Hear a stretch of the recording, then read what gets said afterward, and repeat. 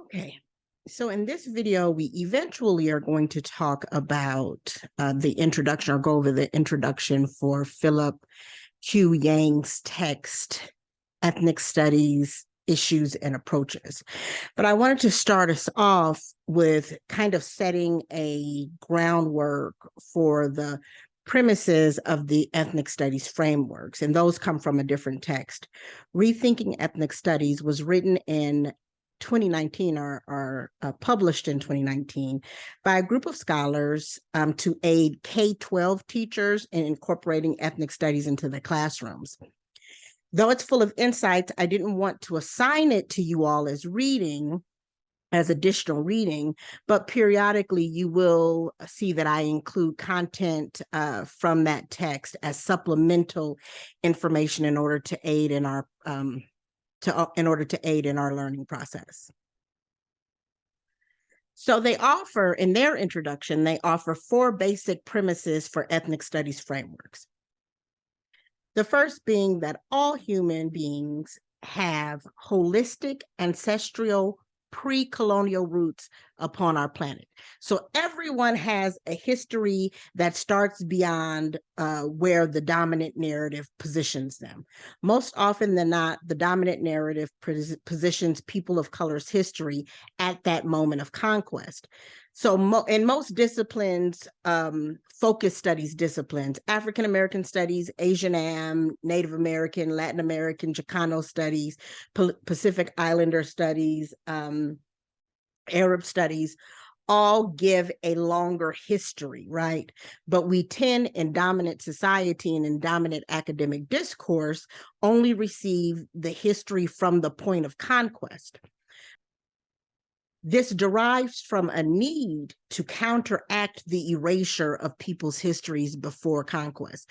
So ethnic studies premise that we all have a history rooted outside of that moment of conquest and conquering. It comes from that erasure and trying to push back against that erasure. Point number 2.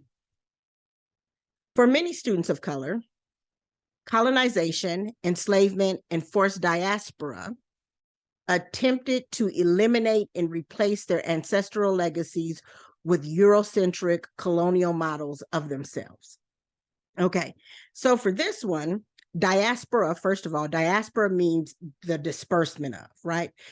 In this case, it's the disbursement of particular ethnic groups or people of color across the globe. People in the diaspora are not in their native territory, right? In their ancestral home. This particular point harkens back to the first point. So how we ask our scholars in ethnic studies to critique the epistemological, that is the theory of what we know, axiological, that's the theory of what we value, and ontological is the reality of our being in existence. Ethnic studies scholars critique these 3, or to put it differently, we as ethnic studies scholars interrogate our relationship to ourselves and the world we know, how we develop our values around those things, and how we come to define those values, right? Through a Eurocentric colonial model, it would have us to think that our value starts in a space of lack, that our value starts in that conquered space. It starts in that space where history with a capital H suggests that people are deficient in some ways, and that's why they needed to be conquered, right? And understanding that we all tell a kind of hero story of ourselves. If you look at yourself on social media, the you that you are on social media is generally not the holistic you. History with the capital H tells the story of success and conquest. It tells the story of people who needed to be conquered for whatever reason, and the successful conquering of those people. And as a result, the Eurocentric lens says that through that conquest, we have been able to help those other groups of people advance, right? So the colonial model says that colonization has been good for those groups of people, that conquest has been good for those groups of people. The third point, this Eurocentric colonial model has been normalized for all students, translating to a superficial historical literacy and decontextualized relationship to history today, and negatively impacting academic identity for students of color in particular. And I want to say a little bit about these three different points, right? So it has been normalized in school because it is the dominant curricula, because it is the way that we tell the history of this country. It translates to superficial historical literacy, which means that how we understand the full nuance of history is very, very superficial. It's surface level. We're not getting an in-depth understanding, a complex understanding of how history develops, right? As a result, we have a decontextualized relationship to history today. We think that things are existing in a vacuum, and they don't. They have long legacies. There's long tentacles connecting them to the historical past. Things that we know and have normalized today come out of some of the ideologies that were racist and sexist and phobic in the past. And so then it negatively impacts academic identity for students of color, because people of color histories tend to be formulated with such a negative, or through such a negative lens, that you only see yourself that way. You never see yourself in relationship to the full complexity of your history, not just the accomplishments of charismatic leaders, but through the full complexity of your history, through those basic human qualities that allow you to experience joy, experience triumph, and also experience pain and experience failure.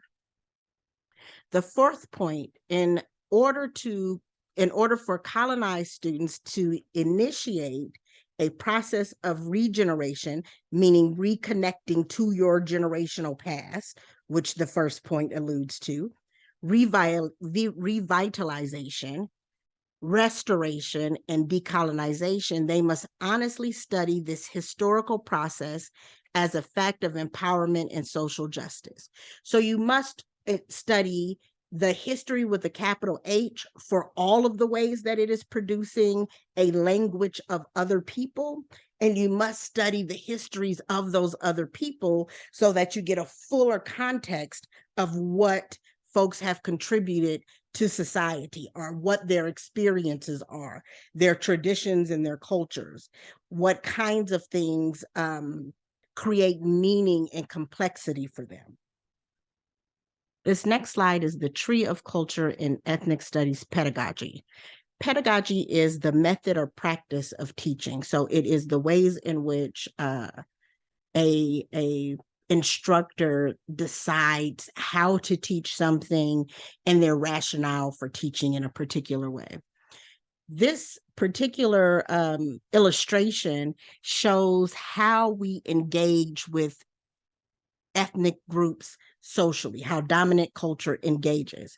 And if you look at this top set of the tree, right, it's the surface culture. It has a low impact, or has low emotional impact. A surface level engagement for BIPOC people, that's Black, Indigenous, and people of color.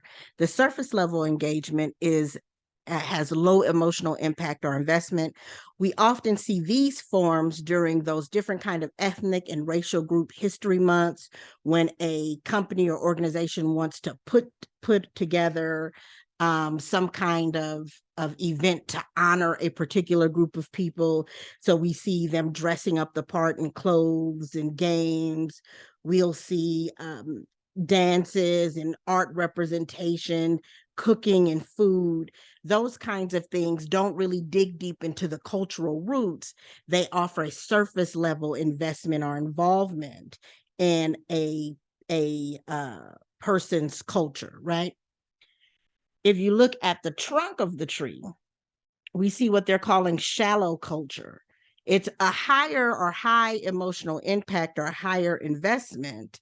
It's digging a bit deeper, and it can manifest in signals of respect and disrespect, and being able to have that kind of conversation through conflict resolution. Restorative practices, actually allowing space for people to heal from the traumas of being marginalized and oppressed groups of people. It is a response to trauma, creating personal spaces or holding space for folks. Then we see the deep culture involvement, which is an intense involvement. And we see that as a full investment, like inclusiveness around decision making, interest in concepts of the self, worldviews, ideologies of fairness, and investment in cooperation. And if you look at this very, very, very bottom banner, right? So we have the deep culture, which is a deep belief system, a deep dive at the root of the tree. And then we have this banner at the bottom, which illustrates some of the key concepts that ethnic and frameworks that ethnic studies is investigated or is investigating and interested in. That is indigeneity and roots, coloniality and dehumanization, hegemony and normalization, regeneration and decoloniality. Indigeneity and roots is looking at that those previous ancestral generations, connecting back to the roots. Coloniality and dehumanization is an examination of the ways that the colonial process, which tends to be framed in much more favorable lights, actually is also a dehumanizing process. Hegemony is the social construction of norms. And so the normalization of particular things, which generally privileges particular groups of people and certain kinds of experiences and certain modes of being and certain sexualities and certain body types, right? And then regeneration and decoloniality. It's the stripping away of those restrictive, limiting, narrow focused, normalizing conditions and reconnecting back with that indigeneity and those roots, reconnecting with and allowing people to be in the truth of who they are and their full whole selves. All right. So our major class text comes from Philip Q. Yang. He's a PhD of sociology from the University of California, UCLA. He also has a master's in sociology, also from UCLA. He's the principal investigator for the National Council of La Raza Impact Evaluation Study.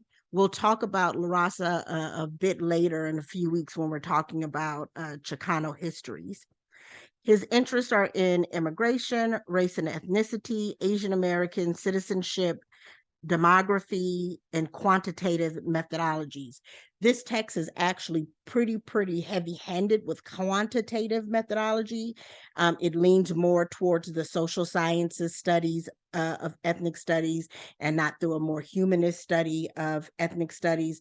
Depending on where ethnic studies is housed at a university or college, if it's housed in the social sciences, that tends to be the methodological approach that is taken. If it's housed in the humanities, then a more humanistic approach is taken. So chapter 1, the introduction of ethnic studies issues and approaches, offers several key insights into the development and frameworks and theories or driving questions for ethnic studies. And he offers a couple of terms that I wanted to clarify for you all. Some of the stuff is pretty straightforward. And again, if you have any questions about anything, you of course can put your questions into Canvas.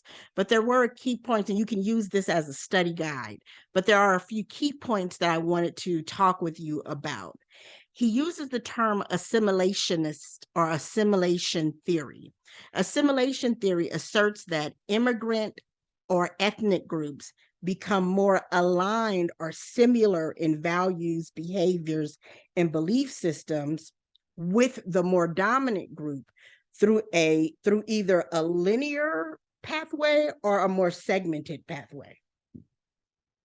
The linear assimilation predicts a steady kind of generational transition in which immigrant origin groups take on the demographic, economic, and cultural characteristics of the native, and more often the group in power, right? So that every generation that is in a location, every new generation will become, in this case, more, we often say more Americanized. So the first generation may hold tight to some more of the more traditional values. The next generation may lose some of the language and some of the traditional values. The generation after that will lose even more, and so on and so forth, aligning with the more dominant society's cultural production, right? A segmented assimilation theorized that socioeconomic status and education advancement among descendants can inform how the group assimilates either upwards or downwards. So if you're doing well economically, and if your generations are accessing education, then those descendants, those generations will have a more linear ascent into, and it's considered an ascent into dominant society. Whereas if you are not getting the same economic advancements and education advancements, then your generations can actually do far worse than the generation that first arrived, first immigrated into the space, in this case, the United States. So oftentimes in cultures, people will have an immigrant, a family member, or a group of family members who come, and then they don't do well economically, socioeconomically, or educationally, and the generation that follows bears the burden of that poverty and that lack, and it just keeps kind of spiraling downward. Fire insurance. He also uses the term when describing the concessions that were being given to the student protesters for ethnic studies, that a lot of times it will be given kind of as a fire insurance. It's a colloquial phrase that means institutions are members of power giving in to the demands of BIPOC protesters as a means of a kind of charity, or to make a public display of benevolence. It's to say, oh, I know that this otherwise tarnishes my image, so let me give out this one thing, this kindness, this generosity, so that it changes the way that I look. If you think about the ethnic studies film, the On Strike Ethnic Studies 1968 to 1999 that you all watched last week, Chancellor Berdal in 1999 arrests the students, right, in the middle of the night at 3 a.m. in the morning. What he intended in that middle of the night, cloaked in darkness act was that there wouldn't be as much public scrutiny. But because there were cameras available and people saw the kind of abuse that peaceful protesters, and you are constitutionally allowed to protest even on state property, that peaceful protesters were arrested, the public response, the next day, 1,000 people showed up. People from government offices showed up. The more media showed up. So there was a much more public response. So he then had to change his approach and be in conversation with those protesters. Otherwise, he looks bad. So it's not about actually caring about the things that they are demanding or having an interest in ensuring that their student populations have a full and round education. It was about making sure that this public display of benevolence, this public display, helps to mend the tears that he created in that act of having the students arrested in the first place. Some of these other things are self-explanatory, and we'll talk a little bit more about the comparative, of the comparative approach. Yes, we'll talk a little bit more about the comparative approach in the next slide. But if you remember, Hugh DeHart actually mentions the comparative approach, which is to say, how do we understand ourselves in relation to the experiences of other people of color and in relationship to dominant society? We are in conversation in ethnic studies with understanding the fullness of our lives as we understand the fullness of other people. So there is a comparative method. He outlines the definition of ethnic studies, gives a couple of clear definitions. Please take note of those. Ethnic groups and racial groups, what are the differences between the two? International area studies. He makes it clear that ethnic studies is not international area studies. So then I want you to be clear on what international area studies is. And again, Hugh DeHart mentions this too in her writing, area studies versus ethnic studies, and that they're not the same, and they come from a different lens, come from a different perspective. A term that I want to help clarify for you is ethnic stratification. The hierarchies that exist within and between ethnic groups is what ethnic stratification is. So that can manifest intramurally or within the group. You can see it through things like colorism, right? Through ideologies of body size within the group, that some people who are of a particular skin tone are deemed more attractive, more desirable, more hireable, more legible, right? So it can show up in that way.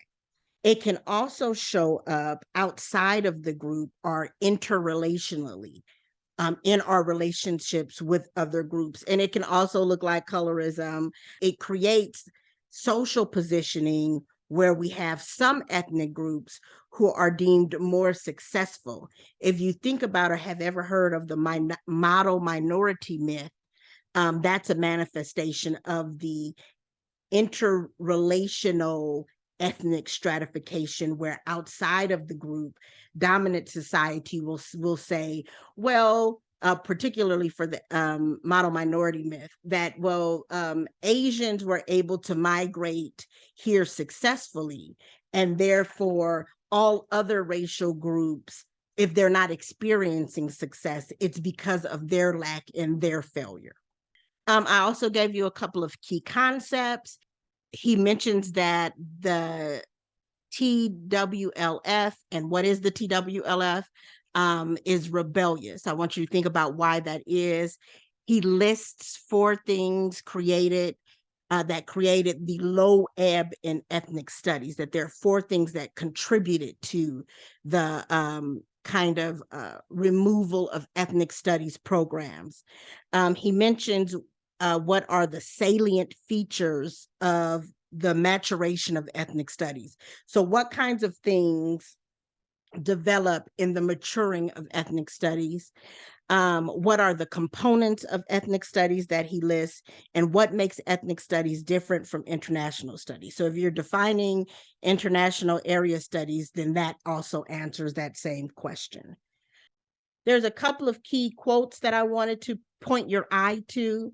Ethnic groups, he writes, especially minority groups, started to emphasize ethnic consciousness, ethnic identity, and ethnic pride, gradually shifting from assimilation towards ethnic distinction, right? So in that move during the civil rights movement, when we're asking for inclusion and to be integrated into society, the freedom movement is asking that there is that we put some emphasis on our individual ethnic identities, our individual consciousness, our individual pride, right?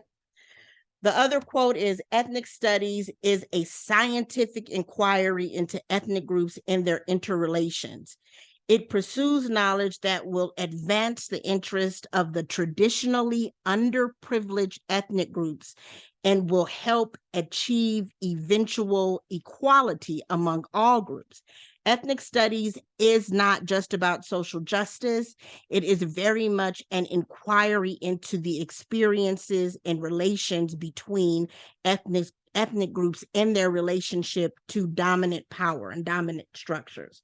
It is a pursuit of new knowledge. It is understanding that if there is an underprivilege, then there is an overprivilege. And let's look at what that means, in the hopes of eventually creating something that looks much more equal in distribution of power. So again, that table, having a seat at the table that I make reference to in the previous video. The next lecture will cover Chapter 2, Methodologies of Ethnic Studies.